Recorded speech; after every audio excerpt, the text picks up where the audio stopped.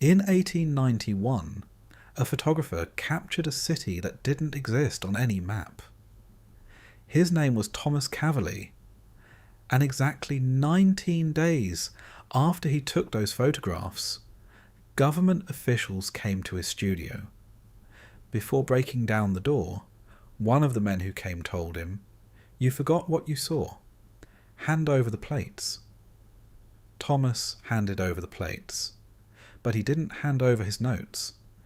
And right now, 130 years later, those notes are in my hands. What I'm going to tell you is not a theory. It is what a man who thought like an engineer and documented like a scientist recorded in his own handwriting. But first you need to understand this. Who was Thomas Caverly? Why should you believe him? Why did the government place so much importance on a few glass plates taken by an ordinary photographer? The answer is not in the plates. The answer is in what those plates showed. And that thing directly answers a question that official history never asked. In 1891, in America, there was a massive city that appeared on no map, was named in no census, and featured in no newspaper report. A city where thousands of people lived, lined with marble columns, its domed rooftops lost in the morning mist, with towers reaching toward the sky, so large, so magnificent, that the man who saw it wrote in his notes, "It does not belong to this country. This architecture does not belong to the age of this country, but it is there, with its stones, its streets, its people. It is there." Thomas Caverly was a professional land photographer in 1891. He worked with geological survey teams in Utah, Nevada, and Wyoming. This work, little known today, required very specific expertise in that era. Large format wooden cameras, glass plates, each coated with heavy chemicals. Equipment that was difficult to transport and even harder to use.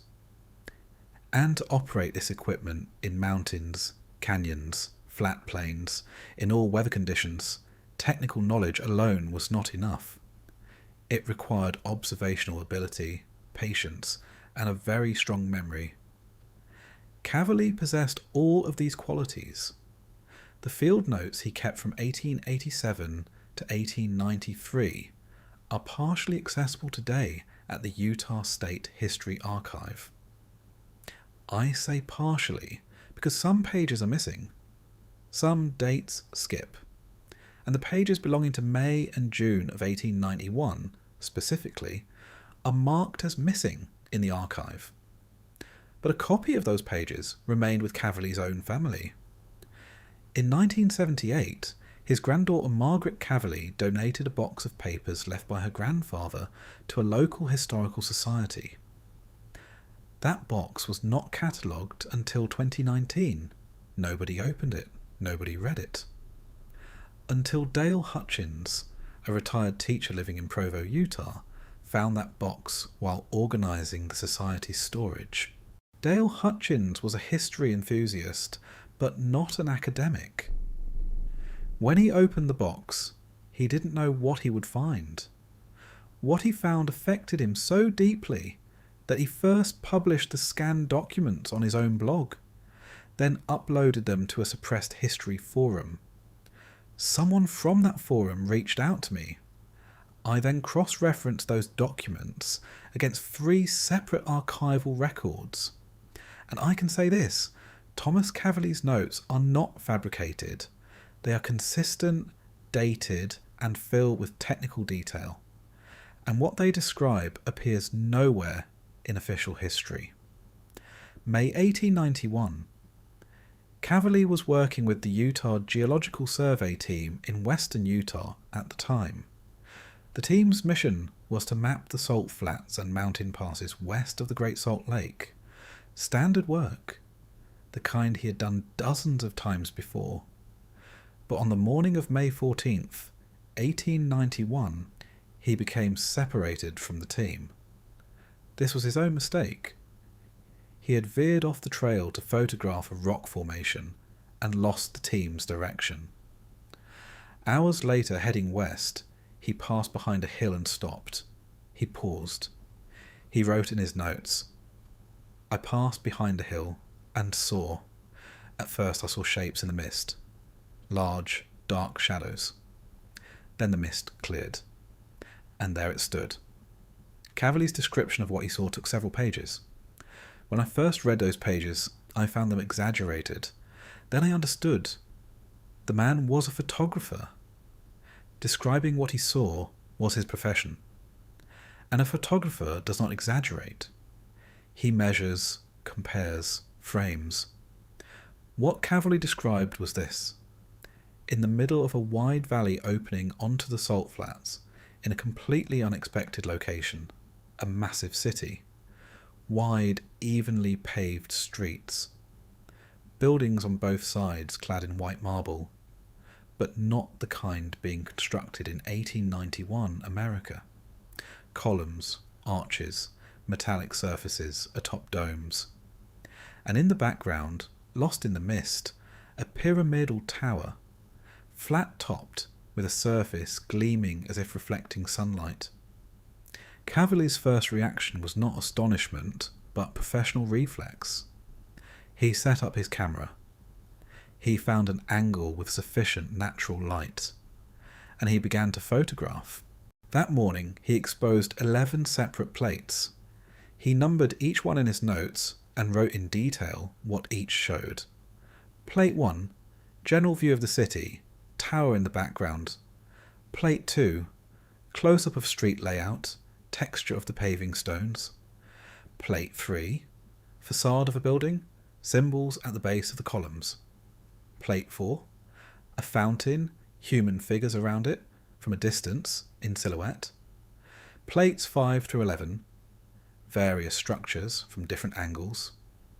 Caverly also wrote in that day's notes, "There are people in the distance, but visible. Normal movements. Walking in the street, carrying things. They don't see me or are ignoring me. I didn't approach them either. Something stopped me. The question of why a city this large, this magnificent, appears on no map. And that question kept me rooted in place." When he returned to his team, he said nothing to anyone. He checked his notes, counted the plates. 11 plates, all accounted for. When he returned to his studio, he would develop them, see them, understand. But first, he had to finish the job with his team. The survey team remained in the field until May 22nd. Caverly said nothing to anyone during that time, but he kept writing in his notes. He wrote, "Not on any map. I checked. I examined all the known survey maps of western Utah. At that valley, at those coordinates, there is no mark of settlement, not even a village, just unexplored terrain. But I saw a city there, dozens of buildings, a tower, people." After returning to Salt Lake City, Caverly went straight to his darkroom. He developed the plates, and that moment, written in his notes so briefly but so heavily, arrived. The images came out. All of them. On all 11 plates. Not fabricated, not hallucination. Photograph. After seeing those photographs, Caverly made a decision. He would not tell everyone. First he would show a few people he trusted. The first person he showed was Harold Fitch, the chief engineer of the Utah Geological Survey. Fitch examined the plates. He looked at them for a long time. Then he turned to Caverly and said, "Don't show these to anyone. I never saw them either." Caverly wrote that sentence in his notes, word for word, and beneath it added, "There was no fear on Fitch's face. There was recognition. I understood that this man had heard of this city before." This point is important because Harold Fitch was not just anyone. He was a man who had been conducting geological survey work in Utah since 1880, mapping Western America for over a decade.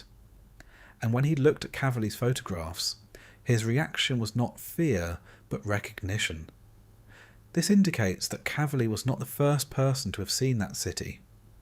Others had seen it too, and they stayed silent. Caverly did not stay silent, at least not entirely. He showed 2 more people. Both gave similar reactions. One said, "Destroy these." The other left the room without saying anything. And then, on June 2nd, 1891, exactly 19 days after Caverly had taken the plates, 2 men came to his studio door. No uniforms, no identification shown. But Caverly wrote in his notes, "I could not claim they were not federal agents.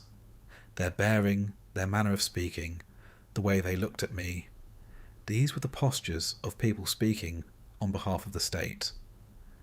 And one of those men, before reaching the door, said, "You forgot what you saw. Hand over the plates." Caverly handed over the plates, 11 glass plates, all of them. But he did not hand over his notes, because they did not ask for his notes. Perhaps they didn't know about them? Perhaps they found them unimportant? Perhaps they thought a field photographer's handwritten notes held no significance. They made a mistake. Caverly added this to that day's notes. They took the plates. But what I saw is still here, inside my head, on these pages. And one day someone will read these pages and will ask, what was that city? I am now asking that question. And finding the answer requires looking at more than one source. Because what Caverly saw is not a single anomaly, it is part of a pattern. And to understand that pattern, you need to go back much further than 1891. You need to go to 1893, to Chicago, to the World's Columbian Exposition. Today's official history books describe that fair like this: a magnificent exhibition ground built on Chicago's swampland in 18 months with temporary materials. They called it the White City. Neoclassical architecture, great domes, columns, wide boulevards, gleaming structures by the lakeside. And shortly after the fair ended, all of it was demolished, because it was temporary. Made with a material called staff, a mixture of wood and plaster. Easy to tear down, that's what they said. But they never asked this question. In 18 months, using horse carts and hand tools, with the technology of that era, how do you construct the world's largest building under a single roof covering 30 acres? The Manufacturers and Liberal Arts Building, 30 acres under a single roof. The Palace of Fine Arts, 11 acres. The Court of Honour, a vast open area surrounded by dozens of buildings. How many workers does it take to do all this in 18 months? Official records say between 40,000 and 70,000 workers. So where are the photographs of those workers?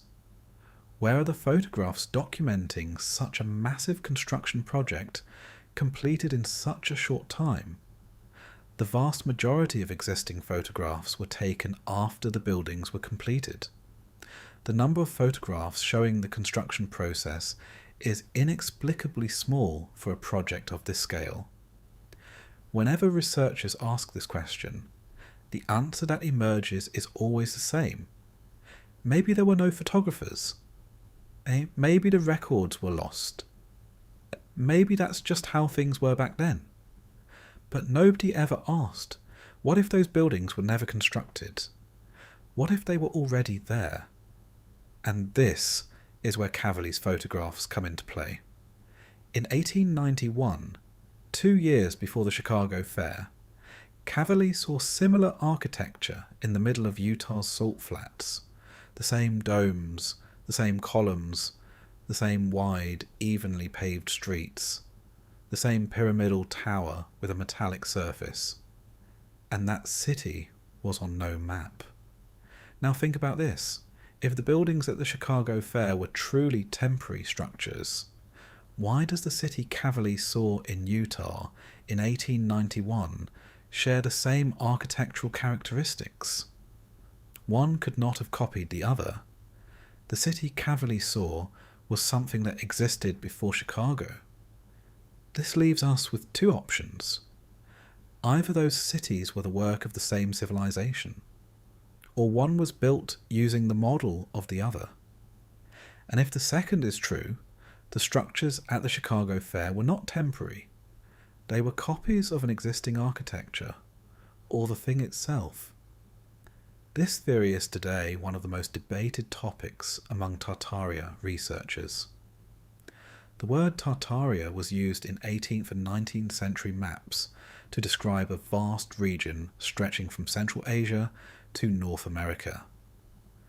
Official history accepts it merely as a geographic term, not referring to a specific state or civilization, just a region. But looking at the encyclopedias of that era, a different picture emerges. The 1875 edition of the Encyclopaedia Britannica describes Tartaria as follows: a region with developed trade routes, urban settlements, and a politically organised structure. Cities exist, borders exist, a governance structure exists. One generation later, in the editions of the 1890s, Tartaria disappeared from the encyclopedia. Completely. As if it had never been written. A civilization with a detailed entry in 1875 was treated as non-existent by 1895. The Roman Empire fell 1,500 years ago. It is still in textbooks. Tartaria was being documented in 1875. It was erased by 1895. This is not an organic change. This is deliberate erasure. And the city Caverly saw may be a physical remnant of that erased history. Now the question that must be asked: why are these cities not on any map? Part of the answer is hidden in the period between 1812 and 1860. Very interesting things happened in North America during this period. Documented natural disasters, unexplained population movements, and most importantly, photography was not yet widespread. The visual record of that era is extremely limited, and it was during that very period that the ground levels of major cities changed. Today, if you visit the historic districts of many American cities, you'll find that the basement floors of old buildings are actually what were originally the ground floors. Seattle's underground city is the most well-known example. The official explanation says that after a fire, during reconstruction, the ground level was raised. But the same pattern exists beyond Seattle. In Chicago, Cincinnati, St. Louis, in old buildings, what should be the ground floor is today a basement or semi-basement. Door frames begin below street level. Window sills are nearly at street level. The most detailed carved stonework is at the lowest level, today underground. Why would the most ornate, most detailed floor of a building be underground? No architect spends money and effort decorating a floor that nobody will see. When these buildings were decorated, those floors were visible. Then something happened and the ground level changed. The mud flood theory is proposed to explain this change. A large-scale flood or mud flow buried the lower floors of some structures. Official history does not accept this, but the ground level differences are physically there, visible to the naked eye. And this is where the city Caverly saw regains its significance, because that city stood out in the open on Utah's salt flats, with no layer of earth covering it. It had not been buried, it had not been erased, it was simply not on any map. This points to one of two things. Either a systematic manipulation of maps had been carried out during that period, or that the city had been deliberately left off the maps when they were drawn. Both lead to the same conclusion. Someone did not want anyone to know that city existed. But who? To answer that question, you need to look not at 1891, but at 1906. The Bingham Canyon copper mine in Utah, hundreds of miles east of the Salt Flats. That year, mine workers found carved stone chambers at a depth of 300 feet. Within 48 hours, 3 separate shafts were sealed with concrete. The official explanation? Structural instability. But those shafts sat above the richest copper veins. Sealing them made no economic sense. Yet they were sealed. And who ordered the sealing? The majority shareholder of the Boston Consolidated Mining Company was William Rockefeller, brother of John D. Rockefeller. And on the board of directors sat the Guggenheim family. The same family that sat on the board of trustees of the Smithsonian Institution at the time, and that financed the archaeological excavations across the American Southwest. Now think about this. Who were the men who took Caverly's plates? 2 men, without uniforms, without identification, who looked like federal agents. In 1891, at the height of the Western American Survey operations, which institution had the broadest authority over geological and archaeological findings in the West? The Smithsonian. The Bureau of Ethnology, established in 1879 and directly tied to the Smithsonian, was the central authority over all archaeological discoveries in Western America. You reported a finding. The Smithsonian evaluated it. The Smithsonian catalogued it. Or didn't catalogue it. In the 1880s and 1890s, the New York Times ran stories about enormous human skeletons discovered in Minnesota, Iowa, West Virginia, and Ohio. Over 8 feet tall, with features that didn't match standard human anatomy. All of them were sent to the Smithsonian, and all of them, one by one, either disappeared, were miscatalogued, or were filed as misidentified. These were not tabloid stories. These were New York Times reports, mainstream newspapers, and the Smithsonian's answer, always the same: lost, destroyed in a fire, misidentified. And Caverly's plates? The same pattern. The man photographed, the agents came, the plates were gone, the notes remained. And those notes waited inside a box for 130 years, until Dale Hutchins opened it. Now I need to ask you something. In Caverly's notes, when describing the moment he first saw that city, he wrote, "Something stopped me." As a photographer, his first instinct should have been to move closer, find a better angle, expose more plates. But before he hesitated, he felt this: I don't belong here. This knowledge is not meant for me. Why? Maybe it was simply the feeling of unfamiliarity. Maybe the scale and grandeur of that city exceeded his expectations so completely that his mind simply paused. But perhaps, and I acknowledge this is speculative, perhaps there was something there that discouraged approach. Just like the warning the Shoshone gave about not approaching the western slope of that canyon. Just like the interior barrier in Bingham Canyon that engineer Ashworth noted as having a surface that vibrated when approached, unknown frequencies, unknown energies, or simply a place that, for people of that era, was too foreign, too vast, too inexplicable. And Caverly turned back, with his 11 plates and his notes. Now let's talk about what we actually need to discuss. Go back to what Caverly noted on his 3rd plate, the symbols at the base of the columns. Those symbols were not random. As a photographer, Caverly was sensitive to geometric patterns, and he described those symbols like this: a combination of straight lines and curved lines, repeating. It looks like a language, but doesn't resemble any alphabet I know. This description matches exactly what another researcher encountered, Dr. James Chen, a linguistics professor, who came across similar symbols on an antique mirror made in 1871 in Charleston, South Carolina. Chen documented those symbols for 3 months. He drew approximately 200 distinct symbols, and he compared them against every known writing system in the world. The result?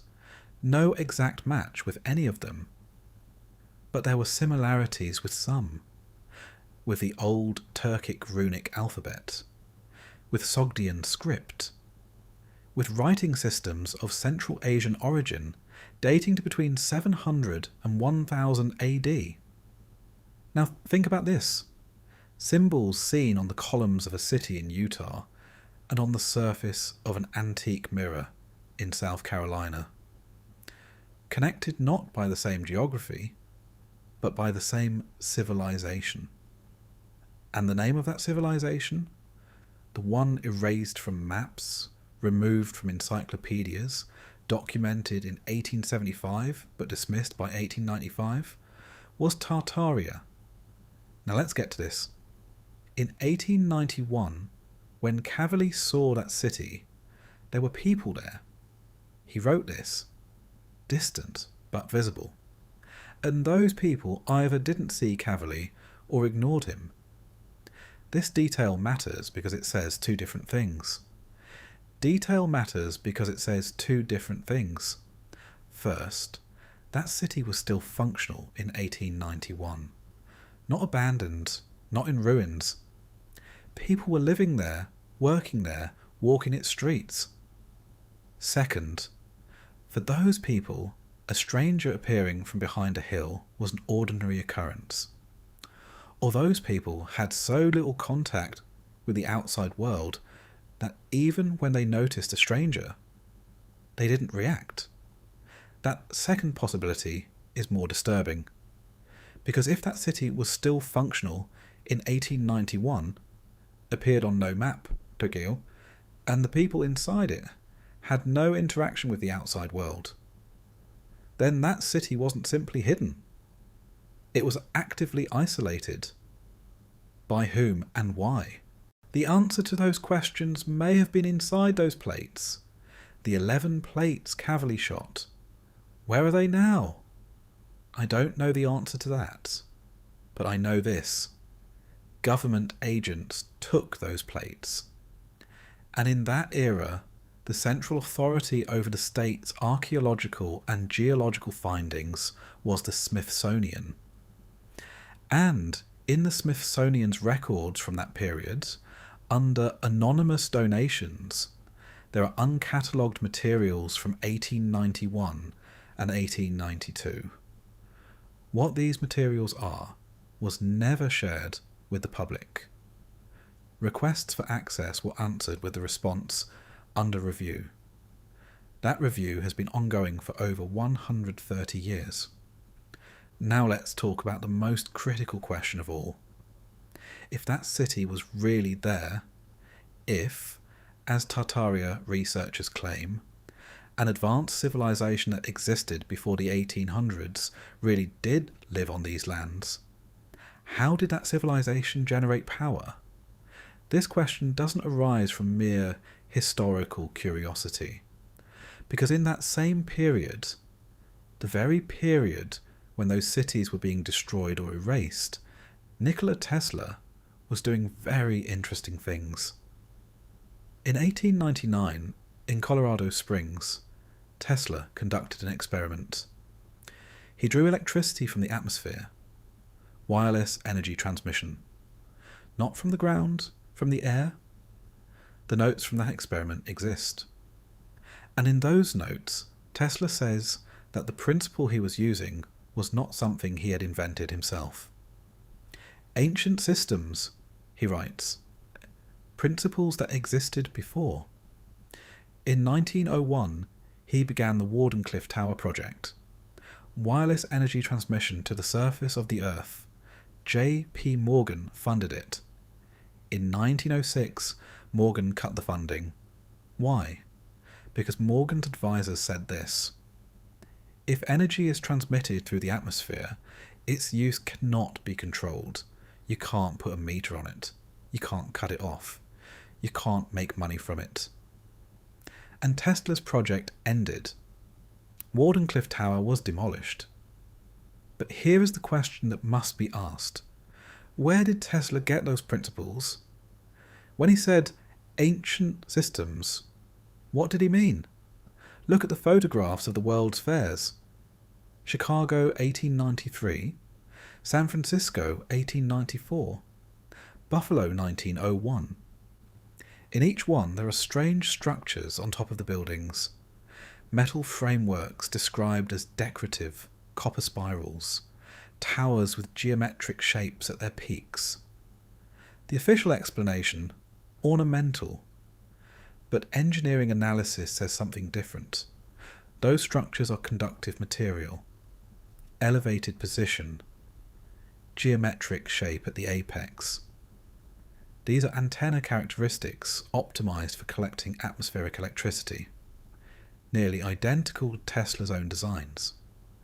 And those structures, after the fairs ended, were demolished, just like Wardenclyffe, just like the erasure of these cities from the maps. Same period, same forces, same outcome. Rockefeller controlled oil. Morgan controlled banking and energy infrastructure.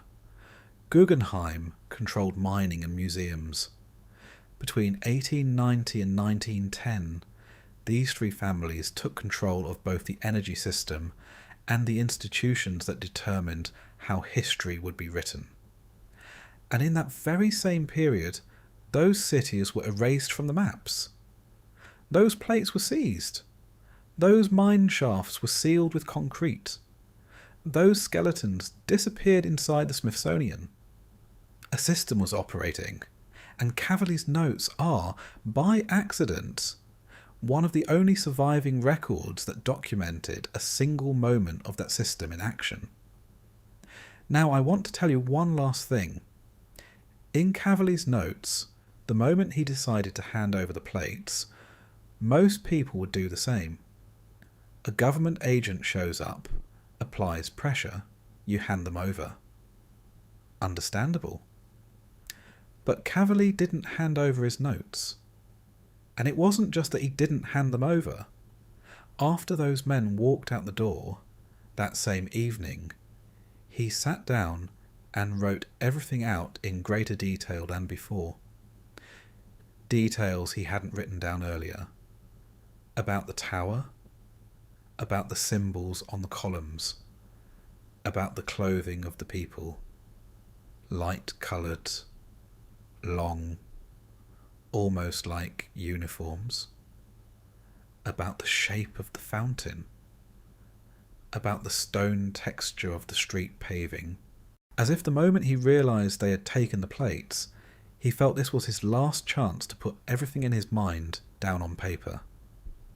And at the very end of what he wrote that night, he added this: I saw this city, they took the plates.